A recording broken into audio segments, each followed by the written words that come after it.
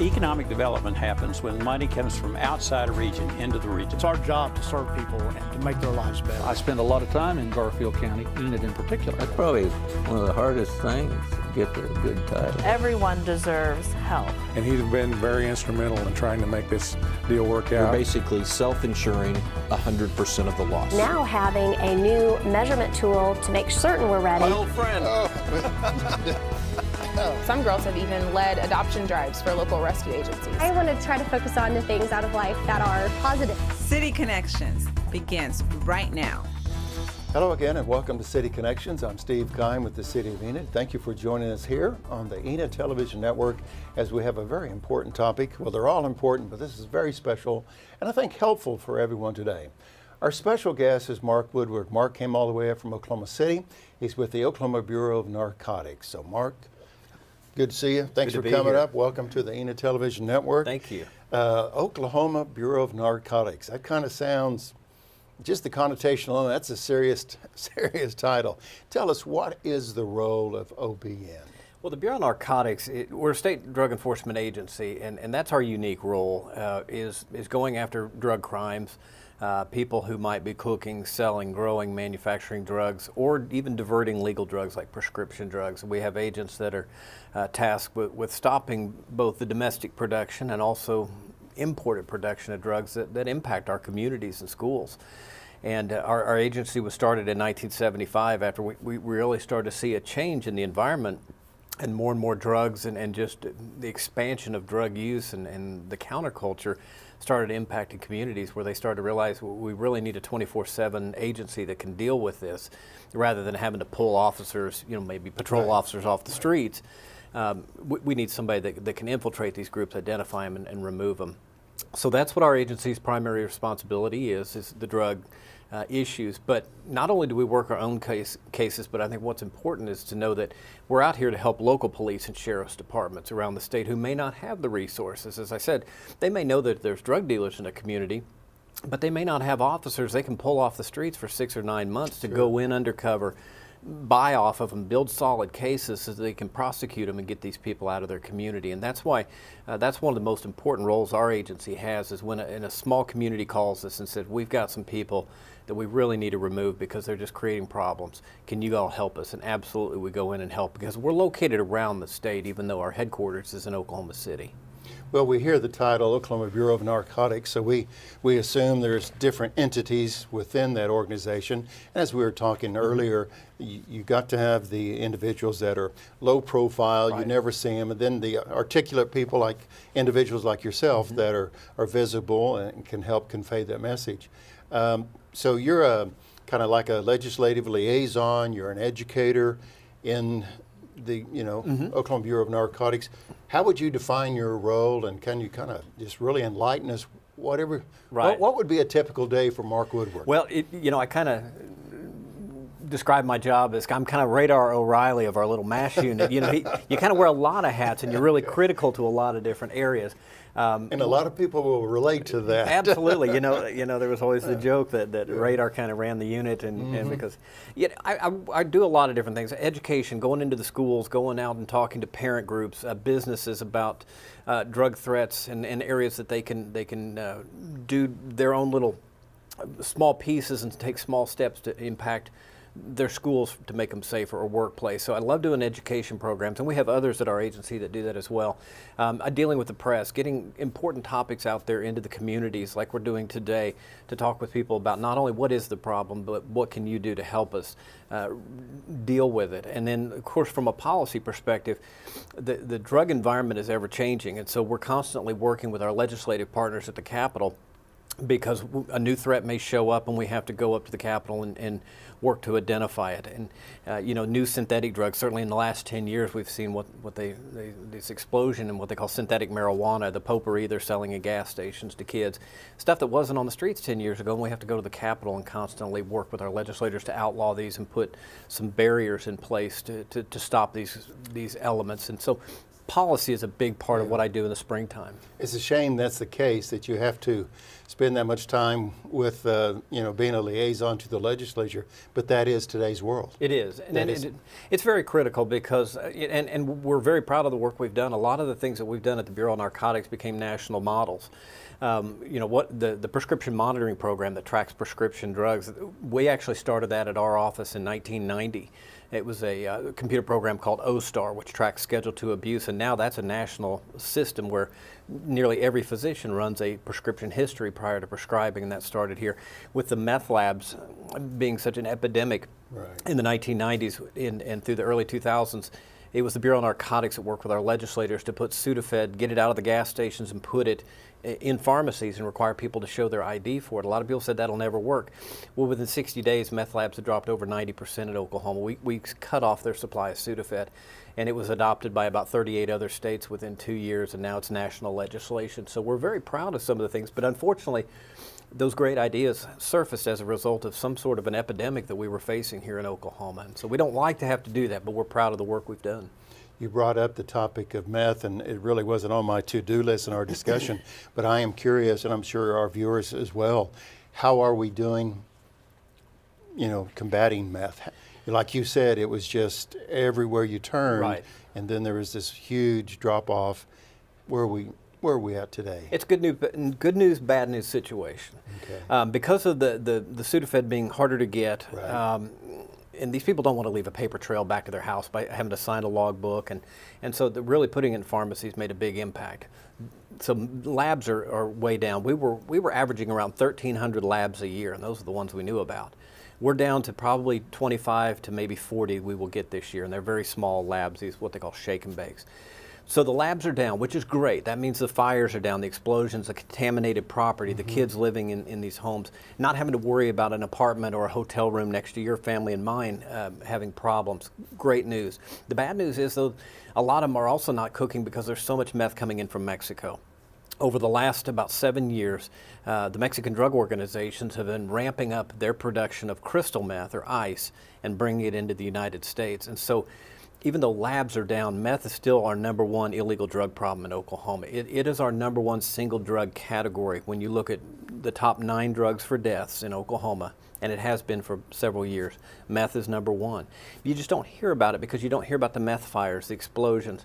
But there's groups that are bringing sometimes 15 pounds of meth into a community like Enid or Tulsa, Oklahoma City, or Woodward on every Friday night or Saturday night. And so that's our new focus now. We're not having to respond to the labs, but we got to respond to these groups that are bringing large quantities up across the border weekly into Oklahoma.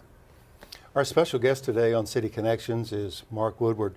Mark's with the Oklahoma Bureau of Narcotics out of Oklahoma City. And it was a few weeks ago I was visiting with my wife. I guess I was looking at a medicine cabinet, and I just saw all these old, outdated, haven't touched them in 5 to 10 years, pill bottles, if you will, in the back of the cabinet. And my wife said, when are you going to do something about that? And I was reminded that in the Enid Police Department, in the lobby area, there's a place where you can bring your old prescription drugs and clean them up. Well, I didn't grab them. I left them there. And just really the other day, she goes, when are you going to do something about all those old prescriptions? And it was amazing to me. I think I'm relatively healthy, but I looked at that cabinet thinking that was for this tooth extraction. This was for that. This was for the knee thing. Right. And I had this accumulation of medicines over the years that just stayed there. Yep. Now, it's just my wife and I. There's no small kids around to get in anything like that.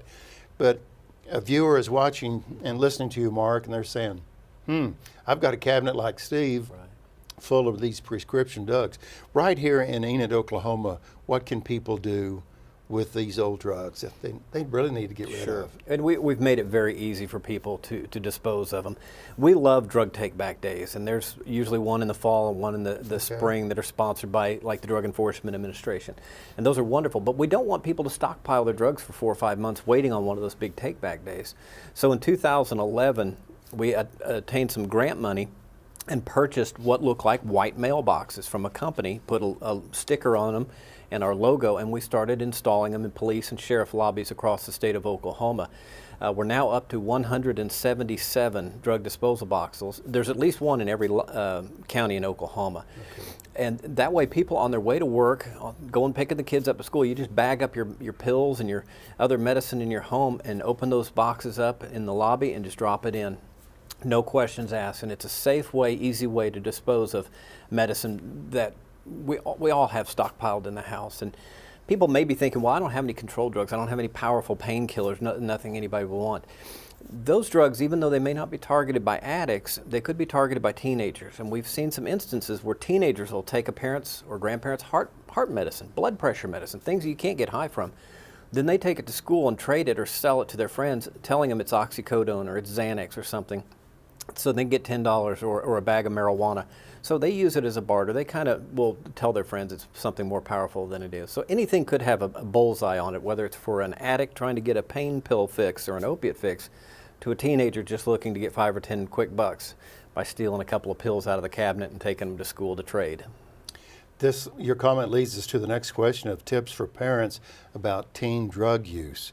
I guess it's important to keep the cabinet locked up or not out of reach. Maybe Right. it is out of reach. Right. I'm not sure. But what would be the tips? Because maybe as parents we can be naive enough to think, well, no, my Johnny wouldn't do that or my Sarah wouldn't do that. But they may not do that, but it may be for somebody next door. What would those tips be? Yeah, absolutely, because we're all guilty of this. If you get 30 pain pills because of some type of surgery and you only use 20, we're all guilty of keeping those 10 in the back of the cabinet. And never know when I'm going to need it. Exactly, you might need it. And then, a mother a year later finds that empty bottle in the back of the cabinet, just assumes, oh, I forgot I took them. Never realize that maybe their teenagers or their neighbor, even a brother-in-law, sister-in-law, has been taking 2 or 3 at a time out of the cabinet and using it to feed an addiction or trade on the streets. So we encourage people, if you need this medicine, simply safeguard it. Keep it with you. Don't leave it in an unlocked medicine cabinet. Don't leave it on your nightstand or dresser, even though that's convenient, and we understand that, because that's where a teenager or their friends or maybe even an older sibling, a son or daughter who may be in their 20s or 30s struggling with an opioid addiction, they come to borrow your bathroom every 2 or 3 months, or they bring you a casserole. Well, their main thing is to go into your house and see if you have drugs. So make it harder for them so that you can just hide it, keep it out of sight. Because we don't want anybody to live with the guilt of knowing that a loved one or their neighbor's friend died from something they stole from your home that you should have thrown away 3 years ago. We don't inventory everything that's put in our boxes, but we spot check them. And so far, the oldest medicine we have found turned in is from 1948. Somebody was keeping that in their home from 1948. Get rid of it. Put it in one of those boxes, and it'll be safely disposed of. We've got an incredible partnership with Covanta Energy up in Tulsa. When they heard about us getting these medicines off the streets and out of the schools and out of medicine cabinets, they said, we want to partner with you. And they decided that they would take this on as a community service, and they destroy those drugs free of charge. They don't charge the Bureau of Narcotics. They don't charge the state of Oklahoma. So when we get a load, say about 3,000 pounds out of the boxes from around the state, we take them to Covanta and they destroy them for free. And then they convert it to clean energy, which is an incredible program in itself. So we've got a great model, again, that other states are looking at wanting to latch onto. I'm being forthcoming here, a little bit maybe too honest, but when I was looking at our medicine cabinet, there was actually some medicine that, of course, it was dated several years ago. I couldn't even recall what it was for. And Very I'm thinking, common. why do I have this? Or my wife would say, do you remember what that was for? Right. And we're not a family that had a lot of surgeries, and I'm thinking, I have no clue. And it's just amazing how, as conscientious we think we are, and as safe we are, I couldn't even identify some of that medicine in there with my name on it. Right. Take 3 of these a day as needed. Right. Thinking, for what? Yeah. And a lot of people simply don't know how to get rid of it when they find those. And they're thought, well, do you flush it, do you pour it? Well, we don't want it to get into the groundwater and the drinking water and the water tables and things like that. So it's certainly safer than flushing. You could probably render it worthless by putting it in a coffee can and putting some bacon grease or something in it and just put it out with the household trash. But for people who don't want to go to that length, they can simply bag it up and drop it off at either, like here in Garfield County, at the police department, the sheriff's department, and if somebody works out at Vance Air Force Base, also at the security office out there, they have a box. Okay. We're going to take a short break in just a moment. But when we come back, we're going to talk about a topic that everybody's heard about, medical marijuana. And we'll see what Mark Woodward has to say, and also what the Oklahoma Bureau of Narcotics has to say about that. But before that break, I wanted to ask you, do you find there is hesitation to bring your prescription drugs to a police department? That was the initial concern that some people had. So we said, well, let's give it a try. And somebody's saying, now listen, they want me to come downtown, bring my prescription drugs, and they're fishing for something. Yeah. Good. That was the initial thought in 2011 when we put our first boxes in out the Harrah Police Department. So we said, well, let's just give it a try. And you fast forward to 2018, we've collected almost 165,000 pounds. So the public realizes it's not a hassle. They're not looking for anything else. They just want the drugs off the street. And now it's become a weekly routine for some people. And we want that to be part of their routine. Just drop it off, because leaving it in the house, you just never know what can happen if you don't need that anymore. Well, I certainly appreciate you being with us today on City Connections, talking about this most important topic. Absolutely. And thank you for joining us on City Connections. Mark Woodward, our special guest with Oklahoma Bureau of Narcotics, and we're going to talk about medical marijuana and the impact it may have or is having on that department, and we're going to do that right after this.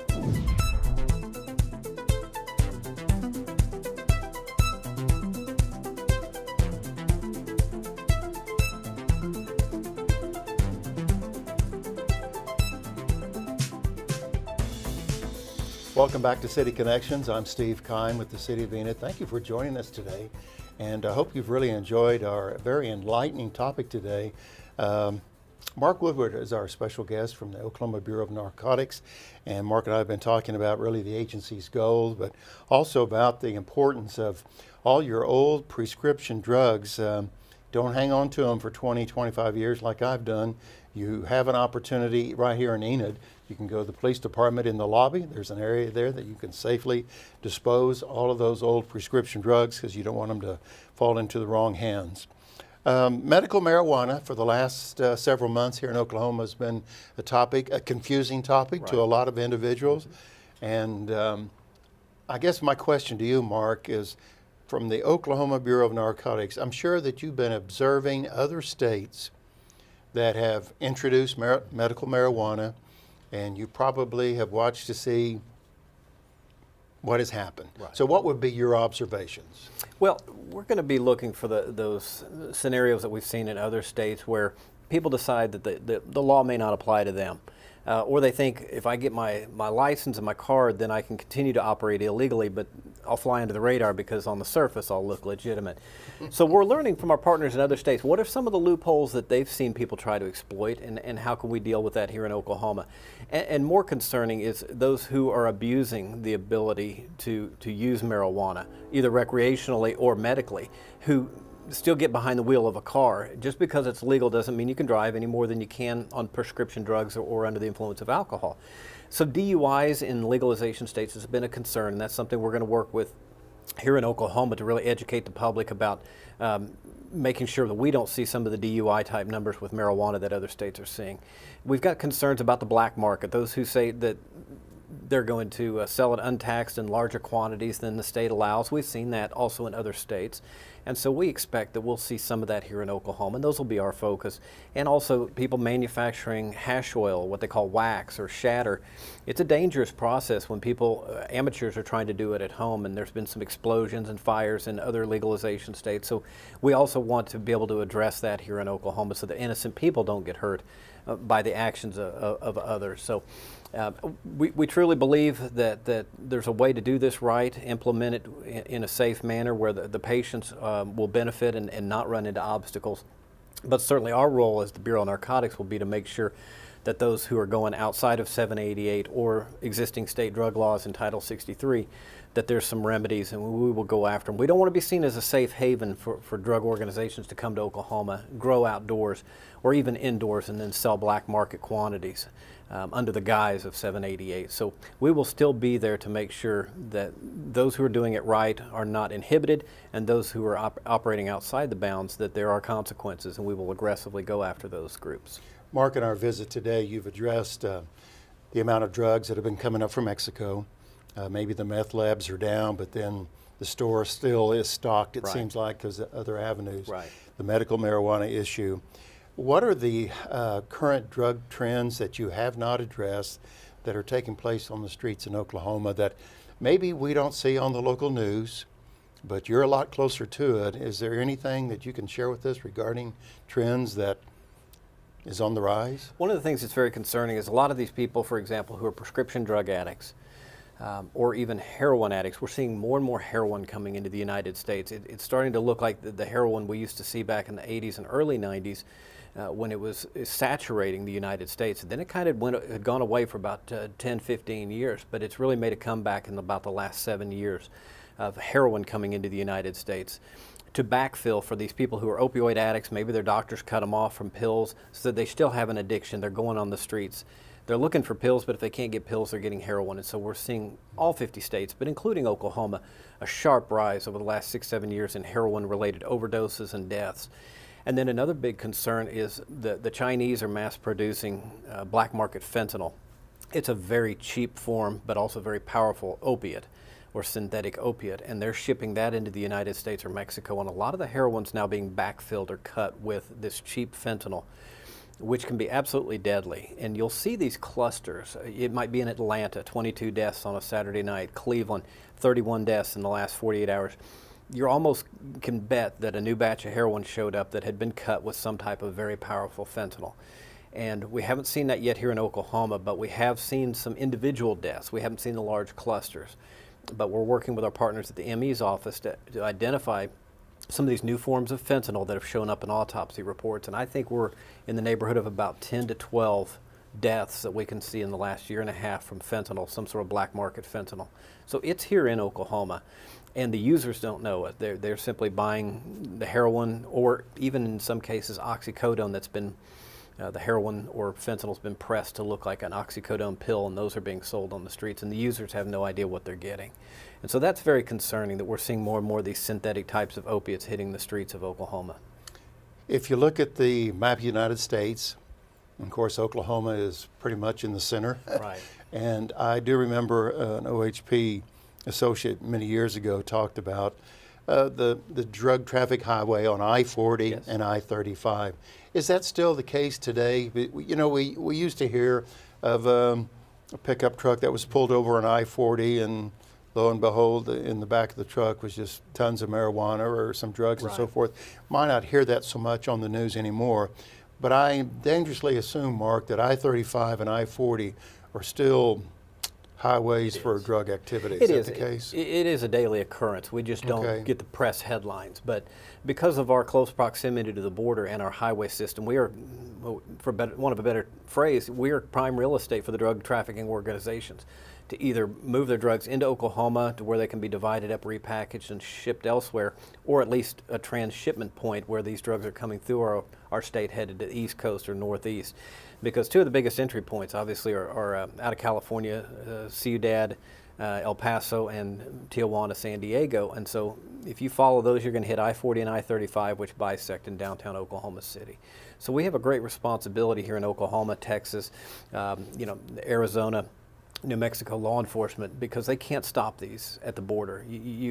There's just too many cars that flood across, and the cartels know that. And so they will bring multiple shipments across at the same time, knowing that even if just 50% of those cars make it across, they've made millions of dollars. And so the burden really falls on law enforcement in this on this side of the border to stop these shipments. And another concern that we have just in law enforcement is that the cartels will move anything across the border for a price. So we're seeing more people smuggled into the United States, potentially terrorists and others, and also weapons. They'll move anything.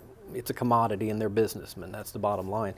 We had even seen some cases where the cartels are moving people, human trafficking. And so our agency now has jurisdiction over human trafficking in Oklahoma. So when we identify a group that's not only bringing drugs but people, we still have the ability to continue working those cases. So we have an entire unit at the Bureau of Narcotics that focuses on human trafficking. It's interesting in our conversation today. I really was thinking we were going to focus on how do we get rid of prescription drugs that are old. And here we're talking about human trafficking, drug trafficking, I-35, I-40 corridor, and all these other things. The Oklahoma Bureau of Narcotics has a wide range of responsibilities. And how does the department keep up with all the changing trends? Well, it's working with our other partners. For example, at the ME's office, some of the drugs that we're dealing with and the threats we won't know about until we get a call from the ME's office and find out about a new drug that's in an autopsy. Our partners at OSBI and the Crime Lab are very good about keeping all law enforcement updated on what are some of the new types of synthetic drugs that are being submitted by law enforcement around the state for analysis. And they thought it was ecstasy or they thought it was hydrocodone. It ends up being some brand new designer drug.